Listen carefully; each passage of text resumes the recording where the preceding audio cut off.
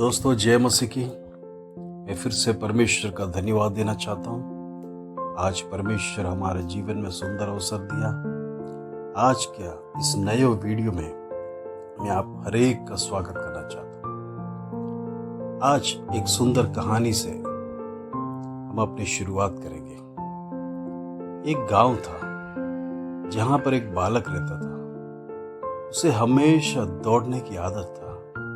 उसको दौड़कर हमेशा नंबर 1 आने की इच्छा जीवन में होता था। दौड़ बड़ा पसंद था उसे। एक दिन उसने अपने गांव में 2 बच्चों के साथ उसने रेस रखा और उसने गांव वालों को भी इकट्ठा किया और उनमें से एक रेफरी भी चुना। दौड़ का दिन निश्चित किया गया। सभी लोग मैदान में इकट्ठे हो गए। दौड़ की शुरुआत में रेफरी ने खड़ा होकर हर एक चीज को बताया, लाइंस को ड्रॉ किया और सब नियमों को बताने के बाद रेस की शुरुआत किया। जैसे रेफरी ने विसिल बजाया, तीनों बच्चे दौड़ने लगे, लेकिन इस बालक नंबर 1 आकर जीत गया।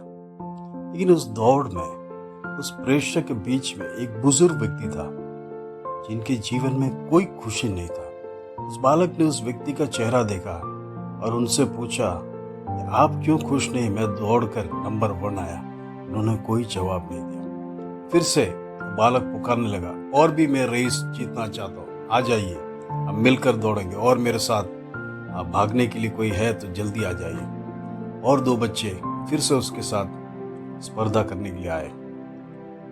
फिर से रेफरी ने विसिल बजाया, तीनों बच्चे दौड़े।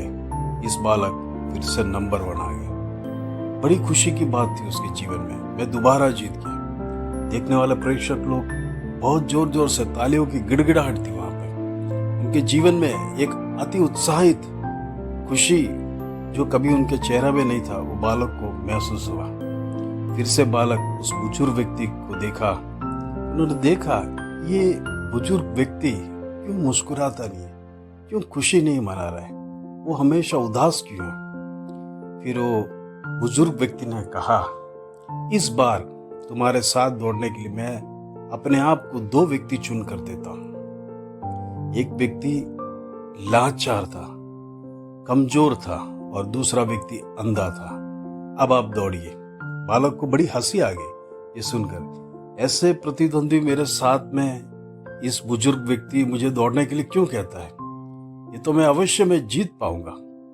इसी खुशी के साथ विसिल बजाया, दौड़ गया, वो बालक जीत गया। लेकिन वो बुजुर्ग व्यक्ति को देखा तो वो बिल्कुल खुशी नहीं था। उन्होंने फिर से पूछा, आप क्यों खुश नहीं है? मेरे इस दौड़ में खुश नहीं है। तब उस बुजुर्ग व्यक्ति ने कहा, इस बार आप दोनों को साथ लेकर दौड़ना है।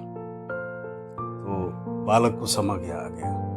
बालक ने कहा, ठीक है, इस बार जब विसिल बजेगा तब हम तीनों साथ में दौड़ेंगे। जिस प्रकार रेफरी ने विसिल बजाया, बालक दोनों को साथ लेकर दौड़ा। जब फिनिशिंग लाइन पर पहुंच गया तो सारे प्रेक्षक ताली बजाने लगे। इवन बुजुर्ग व्यक्ति भी जो ये स्पर्धा को देख रहा था, खुशी से तालियों के साथ गिड़गिड़ाने लगा। तब बालक के जीवन में एकदम खुशी आ गया। उन्होंने पूछा, ये ताली किस लिए है? क्या उन लोगों के लिए जो मेरे साथ दौड़े थे? तब उस बुजुर्ग व्यक्ति ने कहा, उनके लिए भी है, आपके लिए भी। मेरे प्रियो, ये कहानी हमारे जीवन से जुड़ी है। हमारे जीवन में इस भागदौड़ भरी जिंदगी में हम किस प्रकार का दौड़ दौड़ते हैं, हम अपने आप से पूछिए, अपने आप से जांचिए, क्या हमारा दौड़ किस लक्ष्य की ओर दौड़ रहा है। हम दिन रात मेहनत करते हैं, दिन रात दौड़ को लगाते हैं, लेकिन हमारे साथ कुछ लोग हैं जिसको हम पीछे छोड़कर चले जाते हैं। शायद हमारा ध्यान उनके ऊपर नहीं रहता है। हमारे साथ जुड़े हुए बुजुर्ग लोग भी हैं, लाचार लोग भी हैं, और भी कितने लोग हैं जो दौड़ने की इच्छा रखते हैं, लेकिन कई बार हमारा लक्ष्य एक ही सोचकर हम दौड़कर चले जाते हैं और किसी परवाह नहीं करते हैं। प्रियो, इन दिनों में हमारे से जुड़े हर एक व्यक्ति की ओर हमारा ध्यान लगाना, चाहे हमारे परिवार हो, बच्चे हो, पत्नी हो, पति हो, हर एक को हम पीछे मुड़कर एक बार सोचिए, क्या वो हमारे लिए सपोर्ट नहीं करते हैं? हमारे जीवन की दौड़ में हमारा साथ नहीं देते क्या? लेकिन कई बार हम अकेला अपने टेंशन में दिन रात दौड़ते रहते हैं और सारी बातों को भूलकर हमारी लक्ष्य आगे की ओर दौड़ते हैं। लेकिन परमेश्वर का वचन स्पष्ट कहता है कि हमारी जो चिंता है, हमारा बोझ है, परमेश्वर पर लगाए रखना है। हम किस लिए दौड़ते हैं वो जब वचन के हिसाब से हम सोचना है, पहले उसके राज्य और उसके धर्म की खोज करो। परमेश्वर आपको सब कुछ देगा। परमेश्वर का वचन कहता है पहले परमेश्वर के राज्य की खोज करो और उसके धर्म की खोज करो। जिस चीज के लिए आप इस दुनिया में दौड़ते हैं वो आपके लिए व्यर्थ है, लेकिन जब साथ में परमेश्वर को आप लेके दौड़ेंगे, आपके साथ और भी कोई दौड़ेगा, तो आपका जीवन और आपका दौड़ सफल बनाएगा। कई बार हम अकेले दौड़ने के समय पर हम गिर जाते हैं, हमारे लक्ष्य स्थान पे पहुंच नहीं सकते हैं। हमारे जीवन में कई कठिनाइयां, मुसीबत रास्ते में हमको रोकती है, हमारा दौड़ रास्ते में रुक जाता है। लेकिन परमेश्वर आज कहता है मैं तेरे साथ दौड़ना चाहता हूँ, मेरे तेरे संग रहना चाहता हूँ। आप परमेश्वर को अपने साथ लेकर चलिए।